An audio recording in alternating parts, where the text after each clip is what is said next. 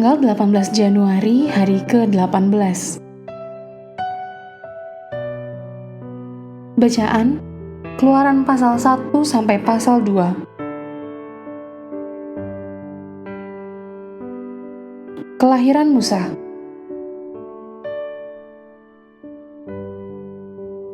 Garis besar, Kitab Keluaran dimulai setelah Kitab Kejadian berakhir. Keturunan Yakub pun semakin bertambah banyak di Mesir. Seorang penguasa baru muncul. Ia tidak mengenal jasa baik Yusuf serta mengabaikan hak asasi manusia orang Israel. Firaun mencoba untuk membunuh semua laki-laki Ibrani yang baru lahir, namun bayi Musa secara aman terhindar dari kematiannya, bahkan bisa dibesarkan di lingkungan istana. Pada usia 40 tahun, Musa berusaha untuk mewujudkan hal yang benar atau pembebasan dengan cara yang salah, yaitu pembunuhan. Hal ini menyebabkan Musa menghabiskan 4 dekade berikutnya di pengasingan. Ia menjadi penggembala domba di padang gurun Midian.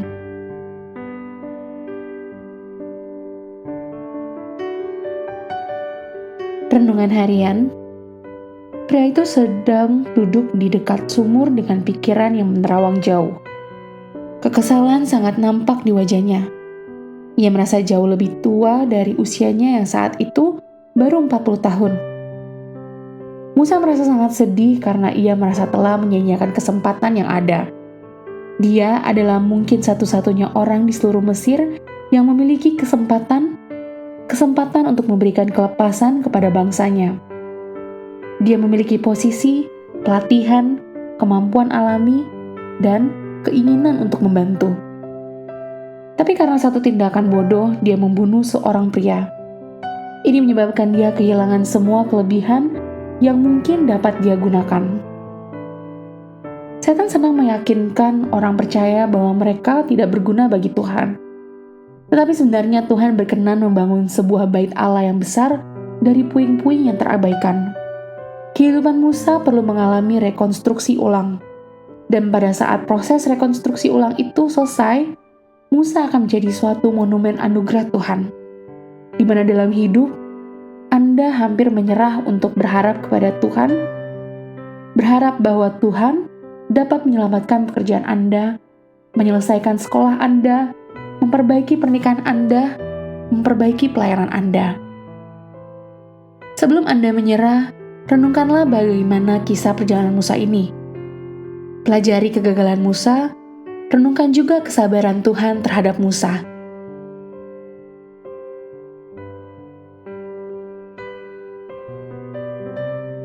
Allah Anda memiliki penghapusan yang besar.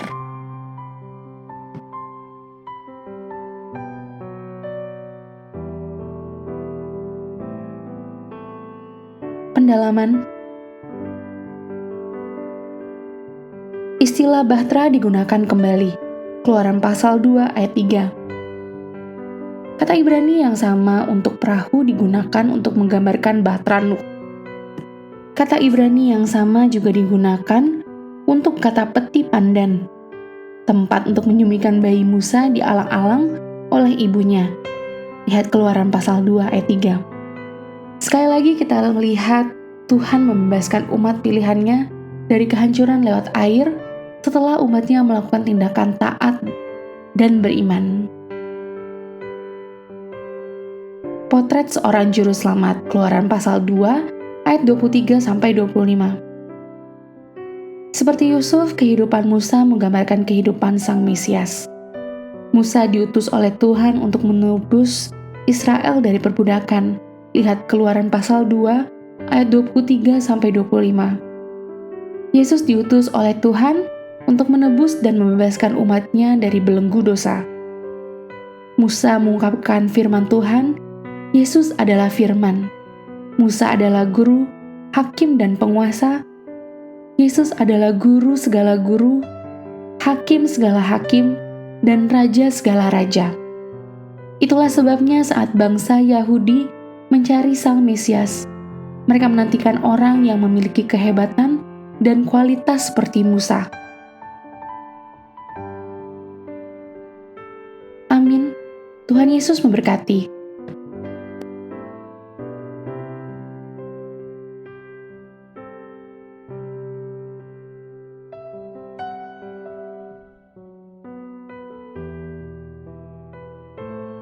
Kitab Keluaran. Keluaran pasal 1. Orang Israel ditindas di Mesir. Inilah nama para anak Israel yang datang ke Mesir bersama-sama dengan Yakub. Mereka datang dengan keluarganya masing-masing. Ruben, Simeon, Levi dan Yehuda, Isakar, Sebulon dan Benyamin, dan serta Naftali, Gad dan Asher. Seluruh keturunan yang diperoleh Yakub berjumlah 70 jiwa, tetapi Yusuf telah ada di Mesir. Kemudian matilah Yusuf, serta semua saudara-saudaranya, dan semua orang yang seangkatan dengan dia. Orang-orang Israel beranak cucu dan tak terbilang jumlahnya. Mereka bertambah banyak dan dengan dahsyat berlipat ganda, sehingga negeri itu dipenuhi mereka. Kemudian bangkitlah seorang raja baru memerintah tanah Mesir yang tidak mengenal Yusuf. Berkatalah raja itu kepada rakyatnya, "Bangsa Israel itu sangat banyak dan lebih besar jumlahnya daripada kita.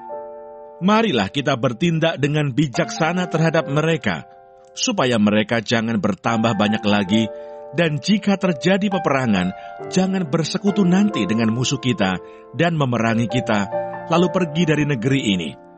Sebab itu pengawas-pengawas Rodi ditempatkan atas mereka untuk menindas mereka dengan kerja baksa.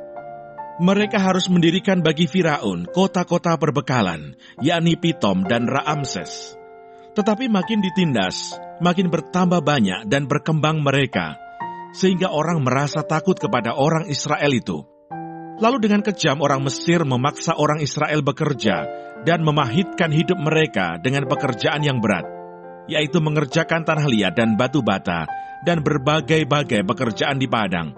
Ya, segala pekerjaan yang dengan kejam dipaksakan orang Mesir kepada mereka itu.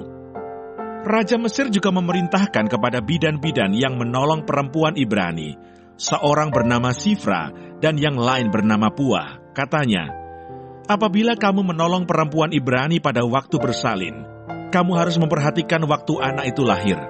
Jika anak laki-laki, kamu harus membunuhnya. Tetapi jika anak perempuan, bolehlah ia hidup." Tetapi bidan-bidan itu takut akan Allah dan tidak melakukan seperti yang dikatakan Raja Mesir kepada mereka, dan membiarkan bayi-bayi itu hidup.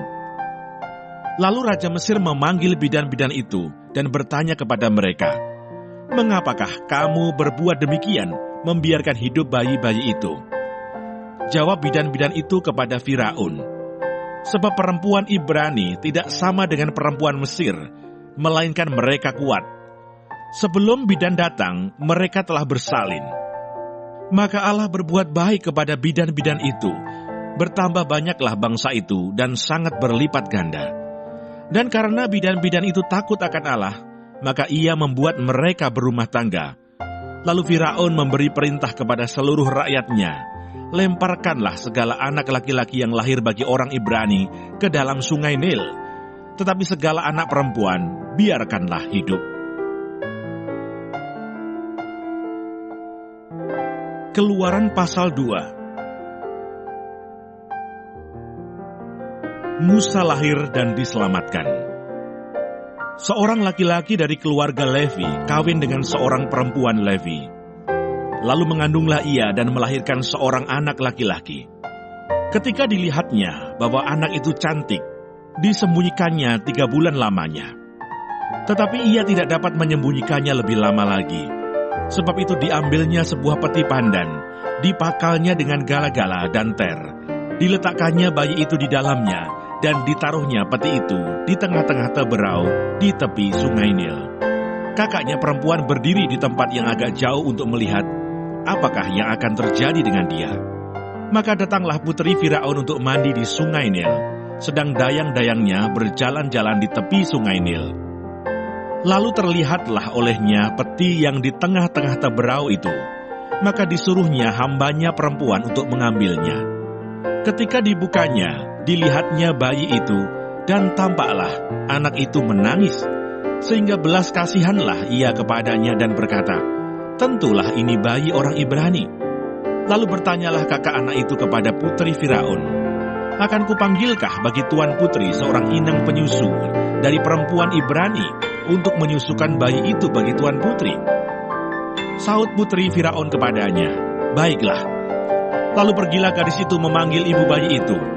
Maka berkatalah putri Firaun kepada ibu itu, "Bawalah bayi ini dan susukanlah dia bagiku, maka aku akan memberi upah kepadamu." Kemudian perempuan itu mengambil bayi itu dan menyusuinya. Ketika anak itu telah besar, dibawanyalah kepada putri Firaun yang mengangkatnya menjadi anaknya dan menamainya Musa. Sebab katanya, "Karena aku telah menariknya dari air." Musa membela bangsanya, ia lari ke tanah Midian. Pada waktu itu, ketika Musa telah dewasa, ia keluar mendapatkan saudara-saudaranya untuk melihat kerja paksa mereka. Lalu dilihatnyalah seorang Mesir memukul seorang Ibrani, seorang dari saudara-saudaranya itu. Ia menoleh ke sana-sini, dan ketika dilihatnya tidak ada orang, dibunuhnya orang Mesir itu dan disembunyikannya mayatnya dalam pasir. Ketika keesokan harinya ia keluar lagi, didapatinya 2 orang Ibrani tengah berkelahi. Ia bertanya kepada yang bersalah itu, "Mengapa engkau pukul temanmu?" Tetapi jawabnya, "Siapakah yang mengangkat engkau menjadi pemimpin dan hakim atas kami? Apakah engkau bermaksud membunuh aku, sama seperti engkau telah membunuh orang Mesir itu?" Musa menjadi takut sebab pikirnya, tentulah perkara itu telah ketahuan. Ketika Firaun mendengar tentang perkara itu, dicarinya ikhtiar untuk membunuh Musa. Tetapi Musa melarikan diri dari hadapan Firaun dan tiba di tanah Midian. Lalu ia duduk-duduk di tepi sebuah sumur. Adapun imam di Midian itu mempunyai 7 anak perempuan. Mereka datang menimba air dan mengisi palungan-palungan untuk memberi minum kambing domba ayahnya. Maka datanglah gembala-gembala yang mengusir mereka, lalu Musa bangkit menolong mereka dan memberi minum kambing domba mereka. Ketika mereka sampai kepada Rehuel, ayah mereka, berkatalah ia, "Mengapa selekas itu kamu pulang hari ini?" Jawab mereka, "Seorang Mesir menolong kami terhadap gembala-gembala. Bahkan ia menimba air banyak-banyak untuk kami dan memberi minum kambing domba." Ia berkata kepada anak-anaknya, "Di manakah ia? Mengapakah kamu tinggalkan orang itu? Panggillah dia makan." Musa bersedia tinggal di rumah itu. Lalu diberikan Rehuilah Sipora anaknya kepada Musa. Perempuan itu melahirkan seorang anak laki-laki. Maka Musa menamainya Gersom, sebab katanya, "Aku telah menjadi seorang pendatang di negeri asing." Musa diutus Tuhan. Lama sesudah itu, matilah Raja Mesir. Tetapi orang Israel masih mengeluh karena perbudakan, dan mereka berseru-seru, sehingga teriak mereka minta tolong karena perbudakan itu sampai kepada Allah. Allah mendengar mereka mengerang. Lalu ia mengingat kepada perjanjiannya dengan Abraham, Ishak, dan Yakub. Maka Allah melihat orang Israel itu, dan Allah memperhatikan mereka.